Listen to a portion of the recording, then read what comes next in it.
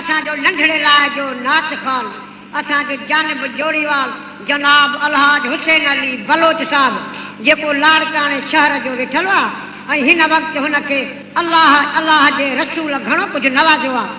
हू कराची हवाई जहाज़नि जे अॾे ते वॾो ऑफिसर साहिबु आहे। उन ॻोल्ह कई त अदा गुलाम नबी असांजे मस्जिद शरीफ़ शहर लाड़काणे में क़ुरान पाक जो ख़त्मो पाक तारीख़ 29 ख़मीस जी राति रमज़ान शरीफ़ में पूरो थींदो। अवां ज़रूरु अचिजो। असां बि कराचीअ खां इनशा अल्लाह ईंदासीं। घणा साल गुज़री विया आहिनि जो हिक ॿिए जो दू बदू दीदार कोन थियो आहे। महिरबानी करे अचिजो। मुलाक़ात बि कयूं ऐं कुझु महफ़िल मीलाद बि मल्हायूं। संदन हुकुम मूजिबि असां बि पहुतासीं। ख़ैर सां पाण बि पहुची विया। असां महफ़िल नात शुरू कई। इहो आशिक़े रसूल बि यको वेठे रुनो।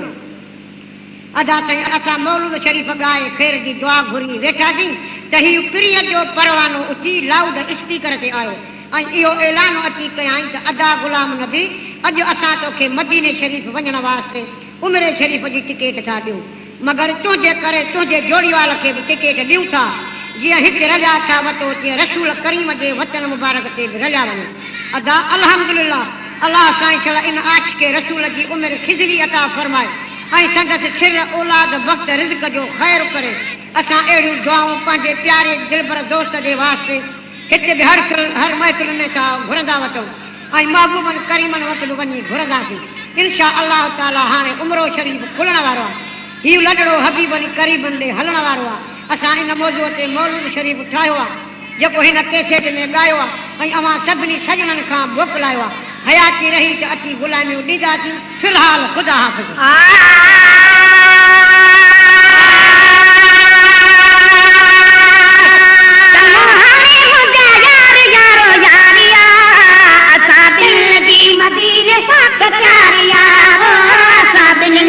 मदीने पाक चारिया